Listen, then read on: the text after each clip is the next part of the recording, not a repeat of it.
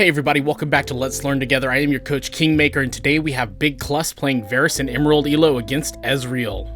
Varus wins against Ezreal about 47.75% of the time, so this is actually going to be a losing matchup.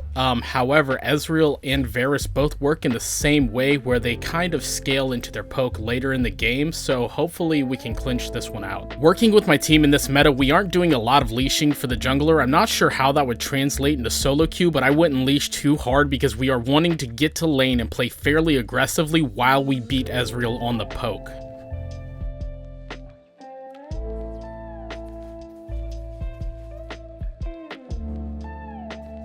We are playing into Ezreal Galio with a Shyvana jungle, so we don't have to worry much about being ganked until level 5. However, Galio is going to hit level 2 before Malphite because Malphite has missed experience while leashing a low tempo jungler. That means we need to respect the taunt coming out at level 2.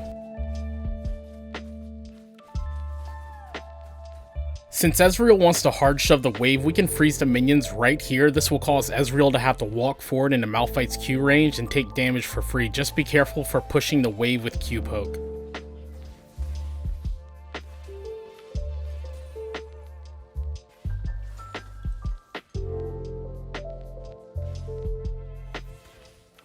I would go ahead and pop the honey fruit while Ezreal is so far extended. Since he's on low HP as well, in order to match your resource, he has to walk all the way back to his honey fruit and miss experience. Now it's time to play aggressive.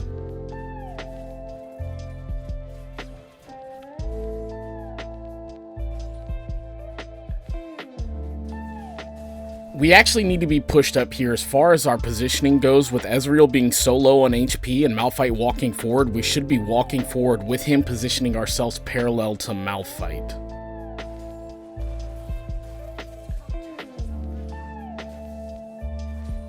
With this wave, we see the cannon minion coming in. That means that this is a good time to reset. Ezreal just hard shoved the wave into us, so we know that he's going back on this cannon wave. In this situation, we match that hard shove, get the minions under the tower, this way he misses potential CS when he's running back to lane.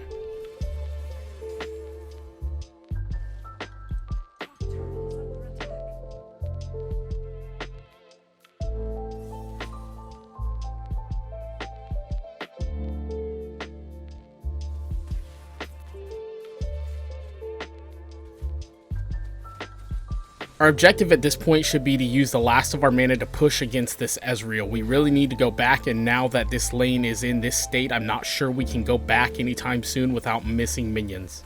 This is why learning your reset timers is very valuable. And speaking of value, if you are getting any value out of this video, please feel free to provide some value back by hitting the like and subscribe button.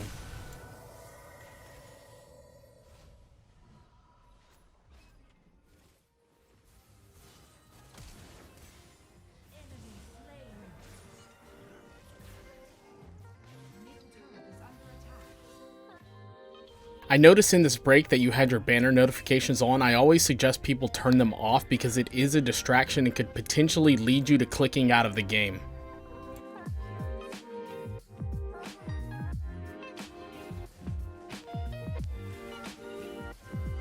Ask yourself in this position, what do we stand to gain from being this close by ourselves in a potential 1 versus 3 against the enemy team? Yes, we are a bit safer to poke with our Q, but walking into E range is super risky.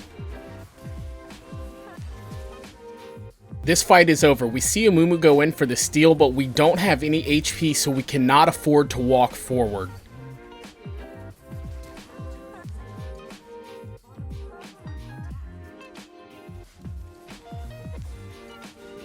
Again, we walk forward with this Diana with no health resource. Anytime the enemy shows up, we could die. What we need to do is take this opportunity to reset.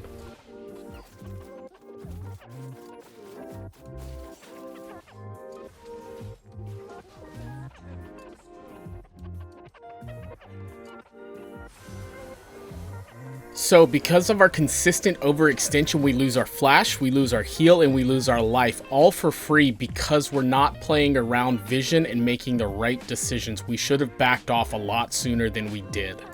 Either you or Diana does not need to be here with the major objective up. I feel that it should have been you to go mid after the first tower was destroyed. This way you can rotate with the rest of your team safely to objectives.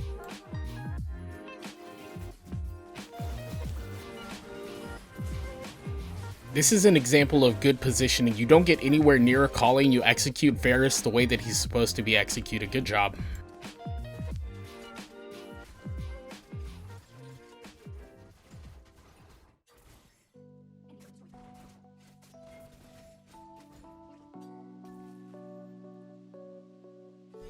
Why are we going down this way specifically? We just saw the enemy team walk down through river and now we follow them without any backup or vision. This is a very sketchy place to be in.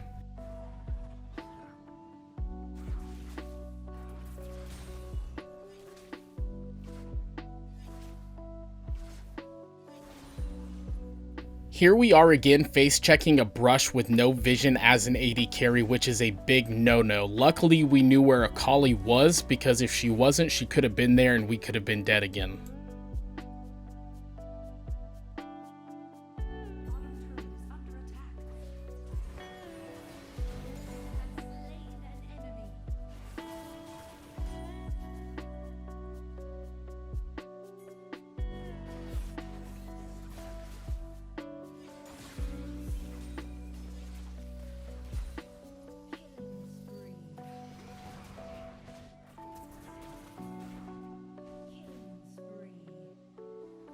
This just looks like a moment of hesitation. You choose to flash out away from Garen, but then you decide to go back in when the other teammates engage.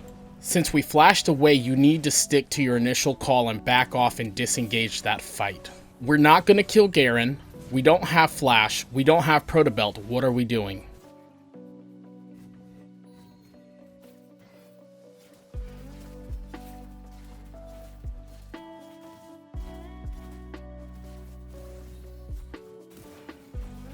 It's unfortunate that we get spotted out by Ezreal, however, Dragon was the correct call. If Malphite would have stayed, I think this would have gone differently.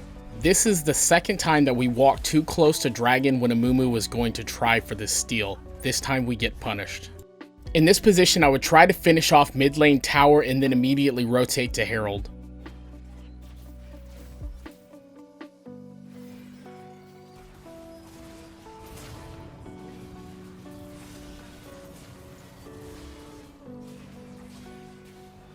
That was disgusting, and your positioning was phenomenal. Great job. I am assuming from that fight, this means that you guys win this game. If I was the enemy team, I would be extremely demoralized after getting wombo comboed like that.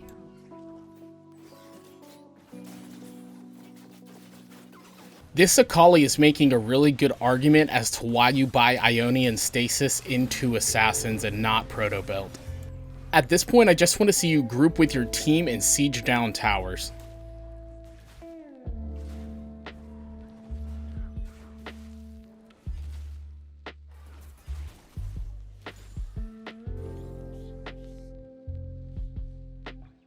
If you're still here, let me know down in the comments section by typing in turn off notifications.